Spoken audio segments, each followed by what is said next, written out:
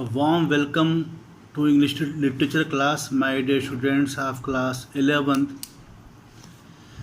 Now I am going to start the poem John Brown, chapter number 6, written by Bob Dylan.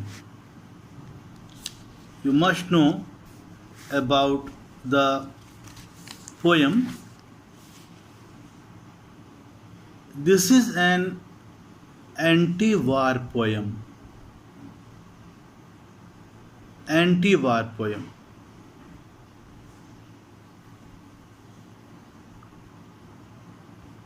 The lyric is quite traditional. John Brown's mother wanted to see her son. John Brown.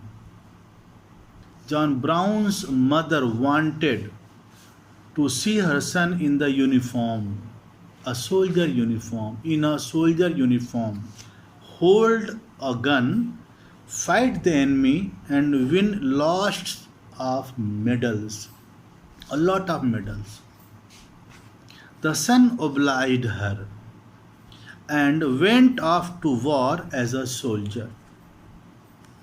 His mother told everyone in the neighborhood that her son was going to the front. For some time, she received some letters from her son. Whenever she got a letter, she had a smile on her face. She would brag, boast. She would brag of her son's uniform, gun, and his exploits in the war. But then the letters stopped coming. One day she received a letter asking her to see her son coming from the war at the station. She was happy and went to the railway station. She could not see her son anywhere. At last she spotted her son, but she could hardly believe her eyes. He was blind and had a disfigured face. He had lost one of his hands. His waist was supported with a metal brace. He could hardly speak. The soldier son told his mother how he felt on the battlefront. In the battlefield, when he was face to face with his enemy, he was shocked to find that his face was just like his. He realized how he had been reduced to a puppet in a play. He was fighting and killing without any cause. Then cannon shell took away his eyes. After telling his story, he dropped his medals into her hand. The poem opens on a dramatic note. We are told about John Brown and his mother. John Brown went off to war in some foreign country. His mother was proud of him. She had a broad smile on her face on seeing her son in the uniform. She expressed her feelings of happiness and pride on his being able to hold a gun and fight the enemy. She advised him to obey his captain. She hoped he would win lots of medals, which they would proudly hang on the wall on his return home. When John Brown's train started, his mother shouted to tell everyone in the neighborhood about her son's going to war as a soldier.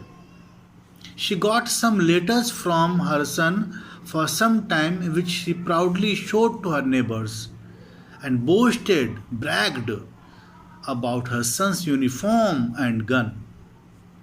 She almost made fun of those who called war something old fashioned.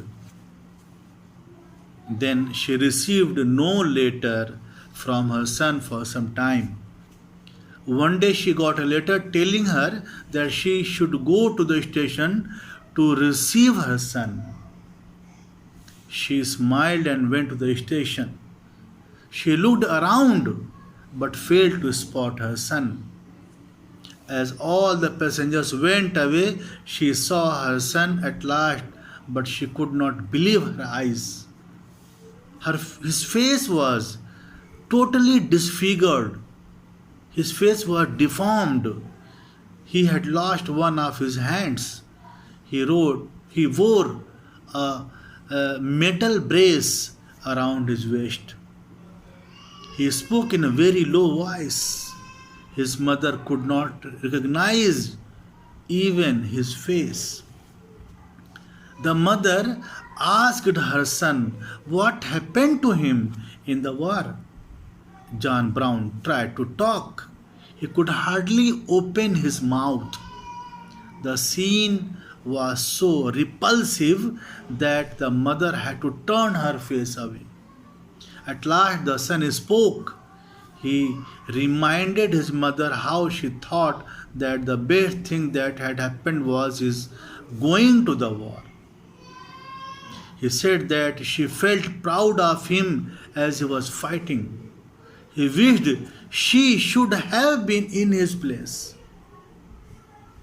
The war is very horrible, very terrible, very horrible thing. The son continued to speak. He said that he wondered what he was doing in the war. Trying to kill someone or die doing so. What frightened him the most was when the enemy soldier stood in front of him. He saw that his face resembled his. His face was like his. There was no difference at all. In the midst of explosive sounds of shells bursting and stink from the dead bodies, he realized that he was just a puppet in a play. He had no will of his own. Through the roaring sound and smoke, a cannonball took his eyes away. He turned away to walk. His mother was still in a shock as she saw the metal brace that helped his son stand. He could not stand on its own. He called his mother close and dropped his medals into her hand. That was all about the poem. You will study in detail from your textbook. Thank you so much, students.